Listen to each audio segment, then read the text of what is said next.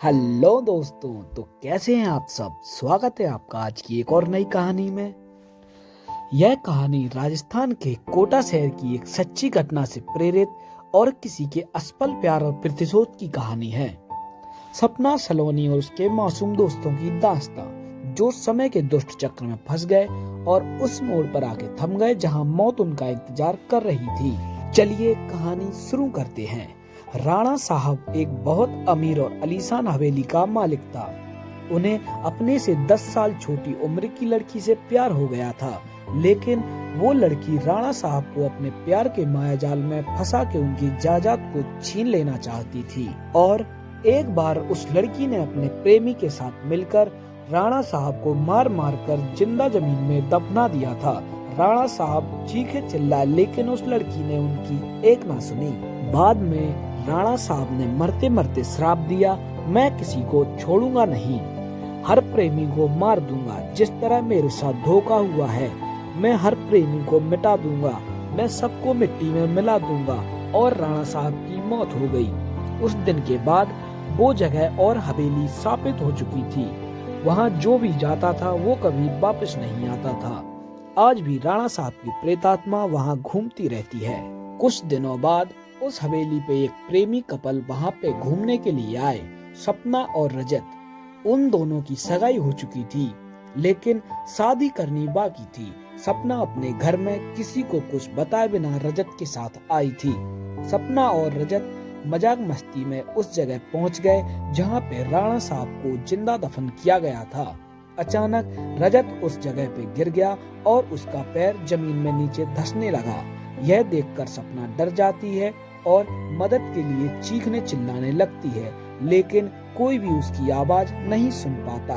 सपना जब उस हवेली में मदद के लिए जाती है तो उसे किसी के होने का वहाँ आभास होता है, परंतु उसको जोर से पीछे से एक धक्का लगता है और नीचे गिर जाती है। कोई उसका पैर पकड़कर जहाँ राजा और रजत दफन थे वहीं खींचकर ले जाता है और सपना को भी वहीं दफन हो जाती है।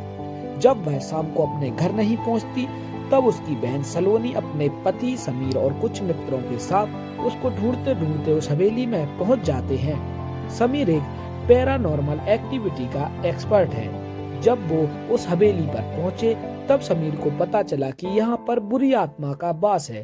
उसने सबको सूचित कर दिया। उसी रात को उन सभी के साथ कुछ अजीबोगरीब घटनाएं होने लगी, जैसे कि नल से पानी टपकना, बेडरूम में एकदम से मिट्टी का आ जाना, रूम की खिड़की और दरवाजे अपने आप हिलने लगना, किसी के रोने की आवाज और चिल्लाने की आवाज आना।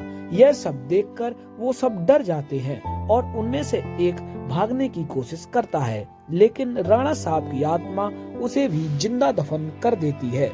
दूसरे दिन जब उन लोगों को पता चलता है कि उनका एक साथी गायब है, तब वो लोग और भी ज्यादा डर जाते हैं।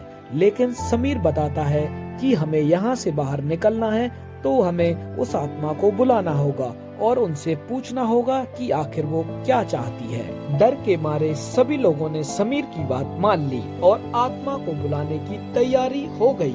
समीर ने एक रूम में सभी तैयारी कर ली और बताया कि जब हम आत्मा से पूरी जानकारी नहीं ले लेते तब तक कोई रूम से बाहर नहीं जाएगा और कुछ भी हो जाए कोई भी एक दूसरे का हाथ नहीं छोड़ेगा। समीर ने तंत्र मंत्र से आत्मा को बुलाना शुरू कर दिया। कुछ ही देर में तेज पवन और बिजली गरजने लगी। साथ ही राणा की आत्मा रूम में आ गई। समीर ने आत्मा से बात की, आखिर तुम क्या चाहते हो, तो लोगों को क्यों मार रहे हो, कौन हो तुम। राणा साहब की आत्मा ने कहा, निकल जाओ यहाँ से, मैं किसी को नहीं छोड़ूंगा, सब मारे जाएंगे, जो भी यहाँ आया है उन सबको मार दूंगा। इतना कहकर वो आत्मा चली गई। वो लोगों बाद में सपना की आत्मा को बुलाया और पूछा आखिर उसके साथ क्या हुआ था। सपना की आत्मा ने उन सबको सारी हकीकत बता दी और बोली, मुझे राणा साहब ने जमीन के नीचे दफन कर दिया था, प्लीज मुझे यहाँ से निकाल लो।